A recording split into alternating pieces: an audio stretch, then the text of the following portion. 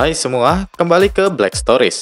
Di video kali ini, kita akan membahas sebuah film thriller tentang seorang ibu yang ingin menegakkan keadilan atas kematian anaknya. Dia berupaya dengan berbagai cara agar suaranya didengar. Nah, berhasilkah perjuangan ibu ini untuk mencari tahu dan membalas apa yang terjadi kepada anaknya? Langsung kita bahas aja, ini dia alur cerita Rush selengkapnya.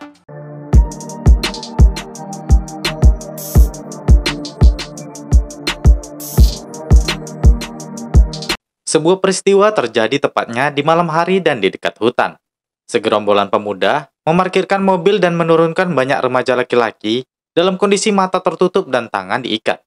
Kemudian ada seorang pemuda memerintahkan pemuda lainnya bernama Jimmy untuk menuntun dan membariskan anak-anak muda remaja tersebut. Lalu memaksa mereka untuk membuka mulut dan menegak minuman keras sambil menyenter satu persatu wajah dari mereka. Setelah itu mereka dituntun untuk memasuki hutan. Dan setelah berjalan, mereka diperintahkan untuk berlutut. Kemudian pemuda pemimpin mereka bernama Stephen mulai menyinari wajah mereka satu persatu dengan sinar senter. Lalu memaksa para remaja lelaki tersebut menyebut sumpah paisai persaudaraan sebanyak 3 kali. Kemudian, setelah mereka selesai menyebutkan sumpah, mereka diperintahkan untuk membuka penutup matanya. Dan setelah mereka membukanya, tidak ada lagi pemuda-pemuda yang tadi memerintah mereka. Jimmy pun berdiskusi dengan teman-temannya untuk mencari jalan keluar dari hutan tersebut. Pada saat itu, Barbara O'Brien dan Jim O'Brien sedang tidur di kamar. Kemudian Tuan O'Brien menanyakan kabar dari Jimmy kepada istrinya. Jimmy adalah anak mereka. Sang istri pun menjawab, dia tidak tahu keberadaan Jimmy. Dia tidak bisa membaca ponselnya karena kacamatanya hilang. Lalu suaminya pun mengambilkan kacamatanya, lalu meminjamkannya kepada sang istri. Kemudian Nyonya O'Brien melihat ada SMS masuk dari ponselnya. SMS tersebut dari Jimmy. Sang ibu pun mengkhawatirkan anaknya dan apa yang dilakukannya jam 3 pagi. Lalu sang ayah mencoba menenangkan. Kemudian sang ibu pun pergi keluar kamar dan menyikat gigi. Tentu sang ibu masih saja cemas dan menyalahkan Nyonya Higgins. Beliau adalah guru prakerja Jimmy. Kemudian setelah berdebat dengan ayahnya, sang ibu pun keluar kamar dan menghidupkan lilin sambil memegang glosario di tangannya. Sang ibu pun berdoa kepada Sang Bunda Maria. Ponsel pun berdering. Nyonya O'Brien tersebut pun pergi ke dapur dan membuat sarapan pagi. Kemudian, Nyonya O'Brien memanggil anaknya Kelly dan Clara untuk bangun dan bergegas mandi. Namun anaknya tidak menjawab. Tidak lama kemudian, kedua anak perempuan tersebut keluar rumah dan menaiki mobil bersama ibunya dan juga anak laki-lakinya bernama Sean di dalam mobil. Mereka menuju ke sekolah. Dalam perjalanan, Nyonya O'Brien memerintahkan Kelly untuk menelpon Jimmy. Namun Kelly menolak untuk menelpon saudaranya Jimmy. Lalu Nyonya O'Brien memerintahkan Sean untuk menelpon Jimmy. Handphone Jimmy pun berdering, dan Jimmy menjawab panggilan tersebut. Jimmy pun berbincang dengan ibunya, dan saudaranya mengatakan mereka menyayangi Jimmy. Kemudian Barbara juga menyapa Virgil, yaitu teman Jimmy sekamar. Lalu saudaranya menyapa Virgil, dan sapaan itu pun dibalas kembali oleh Virgil. Lalu perbincangan pun berlanjut antara Jimmy dan ibunya. Jimmy pun mengatakan bahwa ia sedang bergegas untuk masuk ke dalam kelas. Lalu ibunya yaitu Nyonya O'Brien menyuruh Jimmy mengucapkan sumpah paisai agar ibunya mendengar. Jimmy pun menyebutkannya dengan sangat baik. Ibunya sangat bangga kepada Jimmy karena dia bisa menghafal. Kemudian tibalah Kelly, Clara, dan Sean ke sekolahnya. Lalu di kamarnya, Jimmy melihat siku tangannya yang luka. Dia teringat kejadian sebelumnya, di mana dia mengikuti aktivitas perpeloncoan di kampusnya. Dia dikerjai oleh Stephen dan beberapa senior, dan disuruh merangkak dengan kedua siku menahan ke bawah. Ada pecahan kaca di bawahnya. Dengan menahan rasa sakit, Jimmy pun melakukan hal tersebut di depan banyak orang. Lalu Jimmy dipaksa berdiri secara kasar oleh seniornya. Kemudian setelah itu, Jimmy melanjutkan percakapan dengan ibunya. Ibunya sibuk bertanya ke Jimmy tentang apa janji paisai sebenarnya. Lalu, Jimmy pun memotong percakapan tersebut dan langsung mengakhiri panggilan. Jimmy pun melanjutkan tidurnya. Lalu mulai mengingat kembali kejadian bagaimana perlakuan seniornya kepada mereka. Di sana mereka terlungkup, dan kemudian seniornya itu membuang air kecil di kepala Jimmy. Namun Jimmy diam aja menerima perlakuan seperti itu. Setelah itu, Jimmy dan temannya pun pergi membasuh diri ke toilet. Di sisi lain, ibu Jimmy dan kedua anaknya sedang memasak di dapur. Lalu Nyonya O'Brien menyuruh anaknya untuk menelpon Jimmy. Panggilan diterima oleh Virgil, teman Jimmy. Ibunya lagi-lagi mengingatkan Jimmy tentang sumpah fiksi itu. Lalu Jimmy pun mendengarkan perkataan ibunya dan segera mengakhiri panggilan. Sean pun mengambil HP-nya dan pergi. Kemudian Jimmy melanjutkan aktivitasnya di kampus. Di sana terlihat Jimmy dan teman-temannya mengucapkan janji fiksi. Lalu HP mereka pun dikumpulkan ke dalam satu wadah. Setelah selesai perpeloncoan, mereka pun berpesta sambil berteriak paisai. Kemudian malam pun tiba, Nyonya O'Brien sedang tidur bersama suaminya. Di sana dia membicarakan lagi-lagi tentang anaknya Jimmy. Dia takut sekali Jimmy akan bolos kuliah. Dia menyuruh Tuan O'Brien menelpon. Namun Tuan O'Brien mencoba meyakinkan istrinya bahwa tidak akan terjadi hal seperti itu. Di kampus, Jimmy sibuk berpesta, menari, dan minum minuman bersama teman-teman wanita dan lelakinya. Kemudian Stephen menjumpai dua orang pemuda di dalam mobil dan membeli obat-obatan terlarang. Lalu dia pun masuk kembali ke tempat pesta berlangsung. Dia menjumpai Jimmy dan menanyakan kabar. Dia menyambut Jimmy di asrama itu. Dia adalah ketua dari persaudaraan Pixie. Lalu dia menghaluskan obat yang tadi dibelinya dan mencampurkannya ke dalam minuman dan memberinya kepada Jimmy. Mereka pun minum dan bersulang. Mereka menegak minuman secara berulang-ulang. Lalu tidak berapa lama kemudian, dia pergi meninggalkan Jimmy. Mereka beramai-ramai pesta miras pada malam itu. Kemudian Jimmy pun mulai terasa pusing. Penglihatannya pun sudah mulai tidak jelas. Dan di tengah pesta, Jimmy pun terjatuh ke bawah. Lalu Virgil dengan susah payah menggeretnya keluar. Virgil membawa Jimmy ke toilet, lalu Jimmy muntah di sana. Stephen yang memberi minuman tadi masuk ke toilet dan menyuruh mereka keluar. Virgil pun membopong Jimmy dan membawanya keluar dari toilet. Stephen pun datang. Sepertinya dia tidak memperdulikan keadaan Jimmy. Virgil lagi-lagi mencoba untuk meminta ponselnya untuk menelpon bantuan karena keadaan Jimmy sedang tidak baik-baik saja. Lalu Stephen pun memerintahkan kawan-kawannya untuk membawa Virgil keluar dari ruang pesta. Jimmy pun diperlakukan tidak sepantasnya oleh Stephen. Stephen mengikat Jimmy, lalu dia memfotonya. Ibunya tampak cemas di rumah. Lalu Virgil pun masuk lagi ke ruang pesta dan menjumpai Jimmy lalu mencari Stephen. Virgil mencarinya dan menemukan Stephen berada di kamar bersama seorang gadis. Lalu Virgil meminta ponselnya. Stephen pun turun ke bawah dan memberikan ponsel yang tadi pertama dipungutnya. Pesta pun berakhir. Teman-temannya pun cemas melihat kondisi Jimmy yang tidak sadarkan diri. Lalu salah satu temannya menyarankan untuk memanggil ambulan. Namun Stephen tidak mau dan mengatakan Jimmy baik-baik saja. Dia hanya mabuk. Setelah dipanggil, Jimmy pun diangkat ke dalam ambulan. Ibunya yang sedang tidur masih merasa tidak tenang dan mengecek ponsel untuk menelpon Jimmy. Lalu panggilan ibu Jimmy pun masuk ke ponselnya. Salah satu petugas di ambulan mengangkat telepon itu. Barbara dan suaminya yang telah dikabari langsung bergegas ke asrama Jimmy. Mereka pun pergi ke rumah sakit tempat Jimmy dirawat. Mereka sangat kaget setelah diberitahu kalau Jimmy telah kritis. Wartawan pun meliput kejadian malam itu. Mahasiswa di kampus itu pun dikumpulkan, lalu mereka mendoakan Jimmy dengan satu lilin di masing-masing tangan mereka. Ibu Jimmy yang sedang cemas di rumah sakit pun juga mendoakan Jimmy dengan rekan-rekan yang ada di sana. Mesin pernafasan di rumah sakit pun dimatikan. Lalu ibunya mendekap tangan Jimmy dan memeluknya. Alat bantu pernapasan pun dilepas. Dan Jimmy meninggal untuk selamanya. Jimmy pun dikebumikan. Di rumah, ibunya sangat sedih sekali dan membayangkan Jimmy ketika awal pergi ke kampus. Begitu juga dengan ayahnya yang sedang bekerja. Dia makan sambil memikirkan sang anak dan dia sangat sedih. Malam pun tiba. Tuan O'Brien pun pulang dari kerjaannya. Tuan O'Brien membuka sepucuk surat dari Universitas Negeri New York. Setelah melakukan penyelidikan, kematian Jimmy adalah bukan tanggung jawab dari pihak kampus. Ibunya pun sedih dan tidak tahu siapa yang bertanggung jawab atas kematian putranya. Lalu Tuan O'Brien bilang, dia telah menemui Direktur Paisai dan mereka bilang itu adalah kesalahan Jimmy sendiri. Keesokan harinya, ketiga anaknya pun pergi ke sekolah. Namun Nyonya O'Brien masih terus saja termenung. Malam pun tiba. Nyonya O'Brien tetap saja tidak bisa tidur dengan tenang. Dia selalu menghabiskan hari dengan merokok karena dia terlalu banyak berpikir tentang putranya. Malam berikutnya pun tiba. Pada saat tidur, Tuan O'Brien pun terbangun melihat istrinya dan menyarankan agar Nyonya O'Brien mencari pekerjaan setengah hari. Keesokan paginya, Nyonya O'Brien membuka laptop untuk mencari tahu sesuatu tentang korban perpeloncoan. Dan dia membuka lemari untuk mengumpulkan baju-baju. Kemudian dia menghidupkan lilin, lalu berdoa. Setelah itu, dia membuat sarapan seperti biasanya dan membangunkan anak-anaknya. Anak-anaknya pun bangun dan sarapan.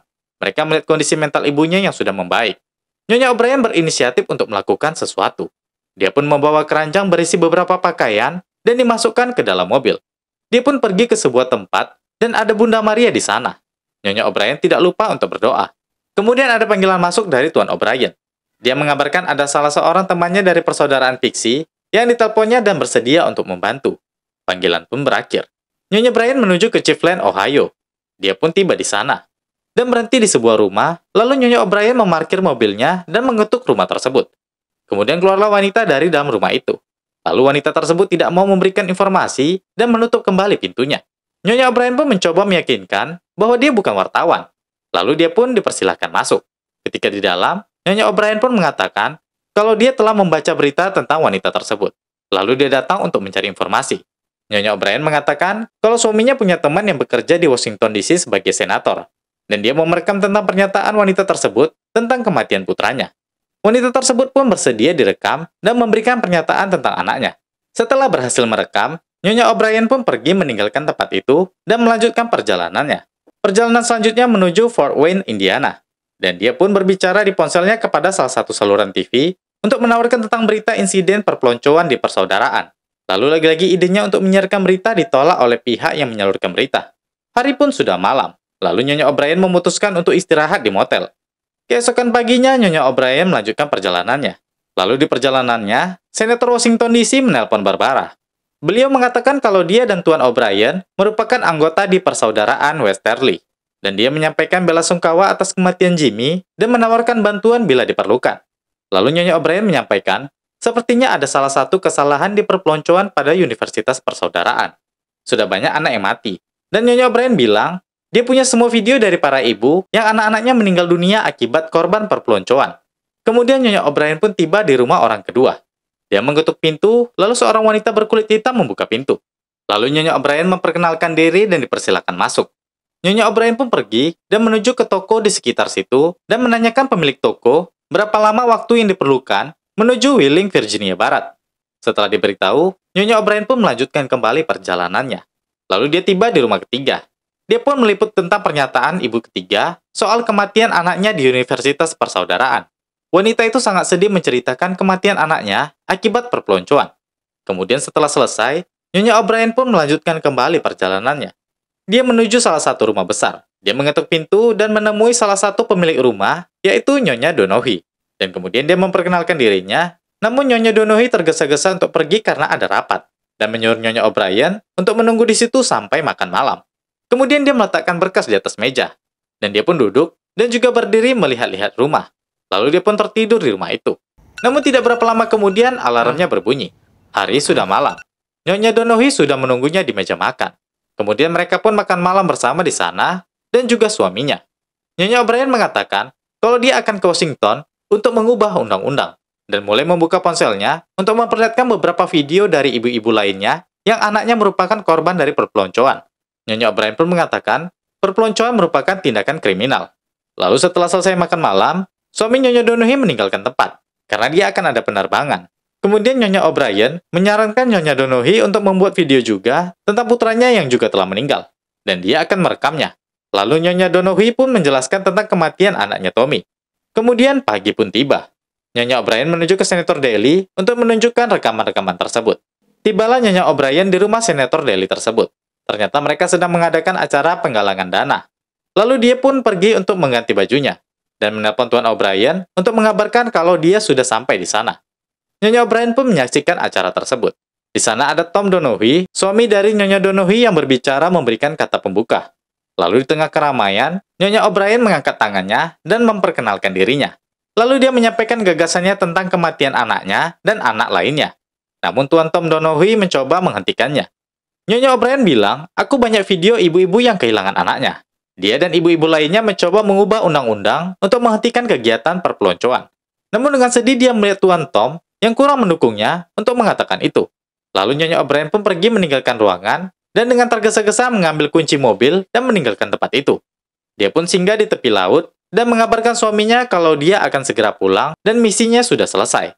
Di jalan, dia terbayang tentang Jimmy anaknya. Dia sangat sedih sekali. Kemudian dia menelpon Kelly anaknya dan menanyakan keberadaan ayahnya. Lalu Nyonya O'Brien pun menelpon lagi suaminya.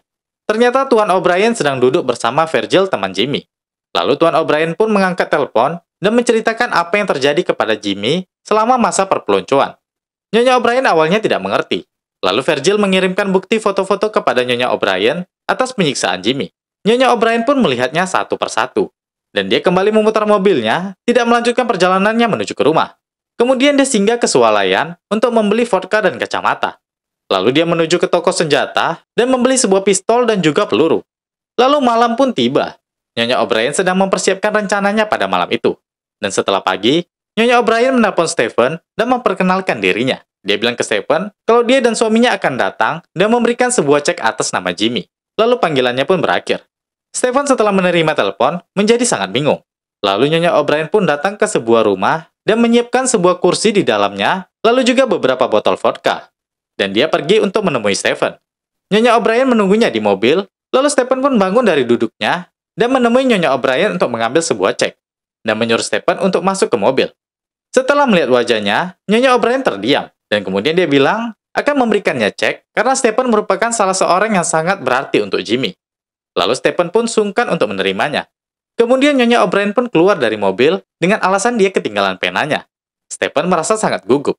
Tidak lama kemudian, Nyonya O'Brien masuk, namun di bangku baris kedua mobil, tepatnya di belakang Stephen. Tiba-tiba dia menodongkan pistol ke leher Stephen. Stephen menjadi sangat ketakutan. Stephen diperintahkan untuk menyalakan mobil, dan mereka pergi menuju ke rumah tersebut. Stephen pun keluar dari mobil sambil mengangkat tangan, dan ikut menuruni tangga. Go down the stairs. 1. Jesus fucking Christ. Okay. Lalu Stephen dipersilakan duduk di kursi. Nyonya O'Brien memukul kepala Stephen sampai dia pingsan. Kemudian dia mengikatnya. Lalu Nyonya O'Brien menodongkan pistol kepadanya.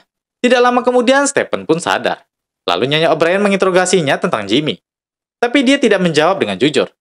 Nyonya O'Brien mengambil vodka dan menuangkannya ke mulut Stephen secara paksa. Stephen menjadi sangat ketakutan dan menyuruh Nyonya O'Brien untuk meletakkan pistolnya. Hal itu membuat Nyonya O'Brien semakin menodongkan pistol ke kepalanya. Dan tanpa ampun, Nyonya O'Brien memberikan air kencingnya dan menuangkannya ke mulut Stephen. Dia melakukan itu untuk membalas perbuatan Stephen ke anaknya. Dia pun menangis menceritakan tentang anaknya Jimmy, dan menanyakan kepada Stephen, sebenarnya siapa yang membunuh Jimmy? Jika Stephen tidak mengatakannya, Nyonya O'Brien akan membunuh Stephen. Lalu Nyonya O'Brien pun menelpon orang tua Stephen, dan mengatakan Stephen telah membunuh Jimmy. Ibunya tidak percaya mendengarkan hal ini. Setelah selesai mengatakan itu, Nyonya O'Brien pun menembakkan pistol. Ibunya yang mendengar kejadian itu, teriak-teriak di rumahnya. Lalu Nyonya O'Brien kembali melanjutkan perjalanannya. Di jalan, dia menelpon polisi kampus dan menceritakan kalau ada kejadian siswa di lantai 2. Ibu dan ayah Stephen pun pergi menuju lokasi kejadian. Sementara Nyonya O'Brien kembali ke rumahnya. Pagi pun tiba. Nyonya O'Brien kembali menyiapkan sarapan dan makan bersama dengan anak dan suaminya. Kemudian dia mengantarkan ketiga anaknya pergi ke sekolah. Lalu dia pergi ke gereja dan berdoa kepada Bunda Maria dan meminta maaf. Setelah itu, dia menelpon seorang sheriff untuk bicara di kantor polisi. Besoknya Tuan O'Brien bersama ketiga anaknya datang ke pengadilan. Barbara O'Brien telah ditangkap atas pengakuannya sebagai orang yang menyekap Stephen. Dalam persidangan, dia bilang dia melakukan itu ke Stephen karena Stephen telah membunuh anaknya. Dia ditanya kenapa tidak membuat Stephen menderita seperti anaknya, dan kenapa hanya menakut-nakuti orang tuanya. Barbara bilang dia tidak membunuh Stephen karena dia memikirkan ibunya. Tidak ada ibu yang kuat menerima anaknya telah tiada. Dia melakukan ini hanya ingin suaranya didengar dan tidak ingin kejadian seperti anaknya terulang kembali.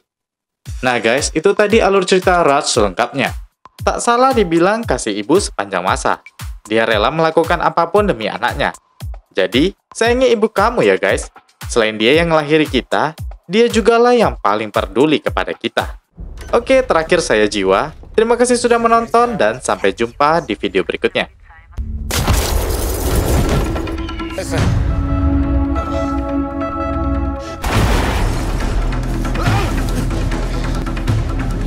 Wir müssen zusammenhalten. Macht doch alles keinen Sinn. Er sagt, dass es Sinn machen muss.